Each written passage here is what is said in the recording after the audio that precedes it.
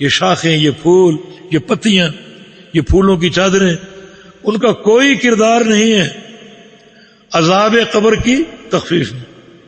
نبی علیہ السلام نے کسی اور قبر پر یہ عمل نہیں کیا، خلفائے راشدین نے، صحابہ کرام نے ایسا عمل قطعا نہیں کیا، یہ ثابت نہیں اور نہ یہ جائز، بلکہ بعض صورتوں میں یہ عمل بہت بڑا شرک ہو سکتا ہے۔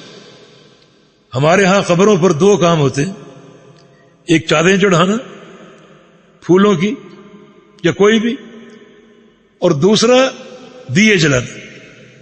اس میں نیت کیا ہوتی؟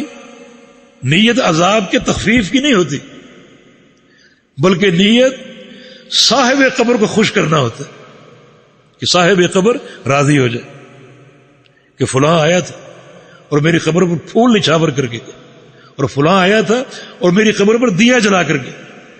صاحب قبر کو راضی کرنا مقصود ہے۔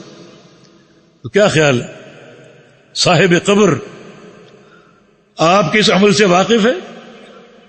وہ تو فوت ہو چکا، مر چکا، دنیا سے لا تعلق ہو چکا، انہیں کوئی خبر نہیں۔ تو اس قسم کا عمل کرنا گویا یہ دعویٰ کرنا ہے کہ قبر والے کو باہر کے حالات معلوم ہیں۔ دوسرے الفاظ میں قبر والا غیب جانتا ہے۔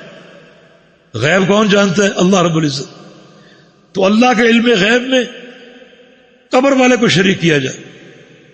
دوسری بات یہ ہے کہ تم اس کو خوش کرنا کیوں چاہتے کہ پھول چڑھا کر، دیے جلا کر اسے کیوں خوش کرنا چاہتے کہ تاکہ ہماری حاجتیں پوری کرے، ہماری بگڑی سنوار دے، ہمارے کاروبار میں برکت ہو۔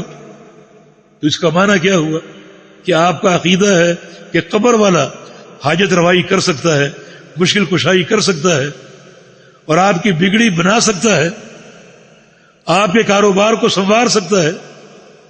یہ دونوں عقیدے پرلے درجے کے شرک۔ اللہ تعالیٰ معاف کرے، ہماری قوم قبروں کے تعلق سے بہت سی خرابیوں کا شکار ہو چکی، خرافات کا، شرک کا، بدعات کا، اور قبر کے حوالے سے شریعت کے ایک ایک حکم کو چن چن کر توڑا جا رہا۔ مثلا شریعت کا حکم ہے کہ قبریں پختہ نہ کرو، ہم پختہ کر رہے ہیں۔ شریعت کا حکم ہے کہ قبر میں مٹی کے سوا کچھ نہ ڈالو، ہم کیا کچھ ڈال رہے ہیں۔ بعض سرمایہ دار ان کی قبروں میں باقاعدہ اے سی لگے ہوئے، اس کی تک ہے کوئی؟ جی ان کا بیٹا جاتا ہے قبر میں، داخل ہوتا ہے اور وہاں بیٹھ کے قرآن پڑھتا ہے، اے سی لگا۔ ایک ایک حکم کو چن چن کر ذبح کیا جا رہا۔ شریعت کا حکم ہے کہ قبر پہ کچھ نہ لکھو، ذرا جا کر دیکھو قبرستان میں کیا کچھ لکھا ہو، آیتیں اور دعائیں اور شرکیہ کلمات، سب کا سب بدعت، ثابت نہیں۔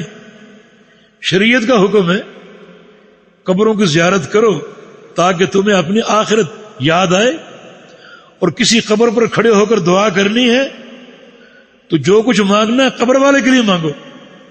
ہم جو کچھ مانگتے ہیں قبر والے سے اپنے لیے مانگتے ہیں، یعنی ایک ایک فرمان کو چن چن کر ذبح کیا جائے۔